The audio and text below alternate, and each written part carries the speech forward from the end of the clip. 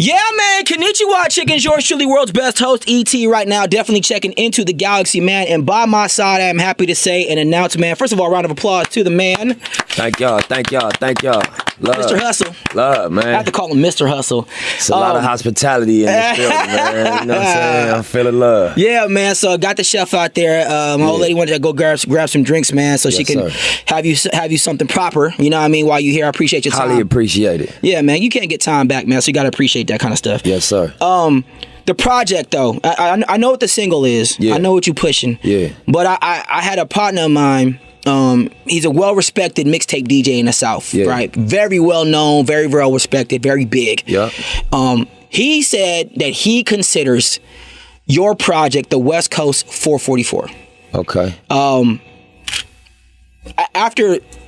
And he said, but without the preachiness. Okay. That I think that maybe people felt like Jay-Z was doing. Now, I understood Jay-Z's project. I love 444. Yeah, me too. That was a great record. How do you feel about that statement? I mean, you know, I appreciate anybody giving feedback on my music and my art. You know what I mean? So I get what he was saying, probably in terms of the messaging of some of the records, just like the ownership themes, and you know, kind of like Jay kind of spoke to the business. Yeah, that too. I was gonna say Jay kind of spoke to the traditions of like ignorance a little bit in our culture. You know what I'm saying? Like whatever our traditions are, the things that actually do work against us. So I think that my take on it from being from gang culture, I kind of spoke to the traditions that are working against us. You know what I mean? So I can see why he would get that parallel. You know what I mean? Yeah. I saw somebody else on Twitter say something like that too. You know what I mean? I think you know what I mean? I can't remember exactly who, but somebody else had made that comparison. Yeah. But you know, man, you know, you can't walk in the shoes of greatness. You gotta do your own thing. But I take all of that as a compliment, though. Dedication played a bunch of times for me this last 4 or 5 days that I've been listening to your project. I do a lot of working out. To me, it's the only time I really get to really give someone the attention that they deserve. Musically. Yeah. You know, a lot of music is out. There's so many projects. Yep. Dedication plays a lot for me. Yeah. But I wanted to ask you, you were so ahead of the game when it comes to the fact that you like the downloading and how much you were charging for your albums. You really were ahead of the game so long ago. Right. What was it that you saw that everyone else caught on to late? I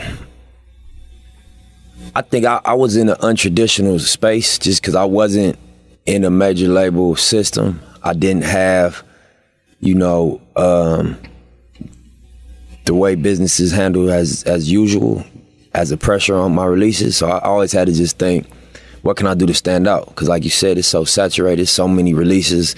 You could drop some Tuesday, they forget about you by Sunday. Right. So I just wanted to be distinguished in the obviously in the music, but then also in the marketing and the way we introduce it to the public. So I don't know if I was ahead of the game or if I just was in survival mode and trying to make sure that, you know, my releases were recognized, because I knew we didn't have millions of dollars in marketing to give it the biggest platform. So we had to be guerrillas with how we made people talk about it.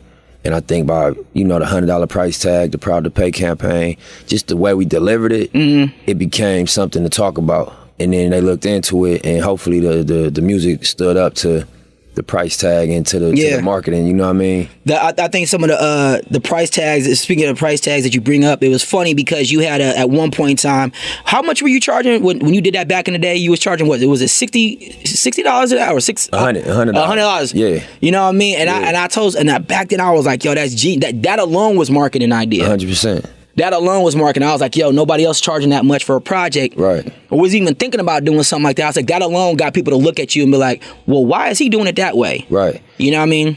And you know, my goal really was, I wasn't necessarily charging $100 for the music. I was charging $100 for a limited hard copy. Right. Because again, we was in a mixtape space at that time, and everything was going digital. Everything was on iTunes, Spotify, Tidal. Right. The mixtape sites, Hot New Hip Hop, all of that piff. So we ain't really get from classic mixtapes. I think about like Cushion OJ from Wiz, or Rich Forever from Ross, or like So Far Gone from Drake. Even though they did distribute that later, you know, them classics. So yeah. you kind of want to have them. Meek Mill, Dream Chasers 1 and 2. That was all online stuff. You know what I'm saying? Yeah. So after it's over, the online wave died down. I know that people wanted them hard copies. So when I looked at what I wanted to do with Crenshaw, it wasn't an album, but it was something I felt was dope work, and that was gonna mark time. So I just wanted to be able to say, I'm gonna make 1,000 units, hard copies. I'm gonna sign them, number them, so they have individual value, and I'm gonna charge 100 for them. You know. In your project, man, one of your songs, you talked about Dr. Sebi. I'm a fan of that because I got introduced by Dr. Sebi when I was an intern. Right. When I was 17, first getting into the game in Atlanta, by the Lopez family, Raina Lopez, left our sister. Yeah, she was out there at the compound. Yeah, I've been knowing that family. When I was an intern, they brought me in. It's like, this is how you do this for your hair. This is how you know. And they brought me into that. Right. And I had this thing going on because when I got the chef today, we was texting back and forth like, yo, he's a fan of Dr. Sebi. You should just do your food off of that. Yeah. And then yesterday they was like, nah, they got all kinds of food here. Just get whatever he wants. And I was like, well, I don't know, bro. Yeah. So, are you big into the whole eating habits of Dr. Sebi, or is it just kind of like when you cleanse when you need to? Well, nah. I just studied him once I got hip to what he was famous for doing, and I just listened to him talk and read his books and his papers, and I became a believer. Yes. You know what I mean? Just based on what he was saying. My own intelligence kicked in. This is true. What he's saying is not a sales pitch. None of that. He's telling the truth. His formula, it made perfect sense. I can explain it to somebody now after watching him, because it's not no left field science. It's real simple if you really think about what he's saying. Yeah. So I tried. You know, I started taking the products. And it worked. For sure. Immediately. I was on tour. I you know, you get tired, bro, doing shows. Shaking hands. 12 hours on the bus every day, eating at the gas station. So, you know, I started taking the products, and then I cut dairy out of my diet completely. That was one of the things he swear by. I ain't never went vegan, like no meat, and that's something he stresses, like a plant-based diet. Yeah. But, you know, I'm taking steps toward it. You know what I'm saying? I was gun-ho at one point in time because I always had Raina by my side, so she was always like, ET, make sure, you know what I mean? So now I deal with Miss Manana, because Miss Manana trained underneath him like years ago. Yep. So that's who I deal with now, and she's out of Belize and Honduras, so that's who I get my stuff out from her now. Yeah. But you also said that, then you turned around and you talked about Rick Ross is teaching wealth in the verse. Right. So when I heard that, you respect him. I'm like, my question to you is, what did you learn from Ross then? Since he has been teaching people wealth, because he was signed to a major at one point. They kind of dumped him to the side because they figured he was done, and he just got bigger. Yeah, I mean, I don't know what the business interior of his own artist situation as a, you know, when he was doing his Def Jam thing, and I know he went to Epic recently, but just in terms of what he represent, you know, him saying buy back the block, you know what I mean? Him being somebody that I see how he dealt with artists, how he put on, you know, everybody that was MMG, and a lot of them dudes ended up becoming very successful, you know what I mean? And Ross rode with him the whole way. Even combos we done had, you know what I'm saying? I just respect with dude. I feel like you gotta embrace your position, you know what I mean, and not shy away from it. You a leader, people following you, so you gotta lead people to the lake and to success, because people gonna follow you regardless, whether you embrace it or not. So I think Ross, one of the individuals from his era. Jay was a great example. Yeah. You know what I mean? But Ross came from a different era. And I think, like, you know, the message that he put out there is something that it's like you can live by that message and win. You know what I mean? With so much competition on the West Coast, I think people forget that the state of California almost has 40 million people in one state. The competition level is at a higher rate just off of mass of people. Right. What separates you from the rest of the mass musically? I tell a unique story based on where I grew up, you know, and this was my theory coming into the whole rap game. I was like, cause I used to get a lot of backlash because I was being vocal about the specifics of my neighborhood and where I come from specifically. I didn't just say LA, I said rolling 60s. Mm-hmm. You know what I mean? And so they used to like, you can't rap about that hustle. You can't go that deep into your affiliations because that's like a bad word everywhere outside of this area. We got real enemies in LA that they hear that, they cutting the song off. But when I thought about it, I was like this, you know, I'm from Crenshaw and Slauson. That area is, you know, what they call the rolling 60s in LA. Mm-hmm. So that area is important to LA. LA is important to California. California is important to the country. United States is important to the world. So I always felt I could be global, keeping it 100, talking about the specifics of my area because we was important to LA. LA is important to California. California is important to the United States. United States is important to the globe. So that was my theory, you feel me? And it has, you gotta be delicate, like not to create the message of like, go get put on the gang because Nip is speaking about his involvement at one time or his story, and Nip seemed like he did okay, so I could do what Nip did. You gotta be careful not to put that out there. But at the same time, my goal was to mobilize people that come from the similar culture I came from and take them with me through the music. You know what I mean? And let them know that you can identify with me because I really was in that situation in depth, in a real way. Yeah. So that's why it was important to be specific. You know what I mean? And so who I'm talking to, my core for real, is niggas that bang. Yeah. To start. That come from gang culture. And go, this what you gotta do, this what I did. Yeah, this the route that, you know what I mean? Cause it really ain't, it wasn't no route. It wasn't no example. When I came up, I ain't really see one. You know, so I was just like, damn, you know, everybody I know, you know, it's blind leading the blind. Right. You know what I'm saying? And that's no disrespect to nobody, but it's like, where the breadcrumbs at? You know what I mean? That you could follow to like wiggling your way through this shit. You know what I'm saying? Yeah. So I had to do it first and then talk about it. Like, you know what I mean? Make them decisions. A lot of my mixtapes happen in between like gang wars. Yeah. Like I was recording during real high activity eras. Yeah. Yeah. So, you know, a lot of the success took place in front of my whole community. And they know what happened on Thursday.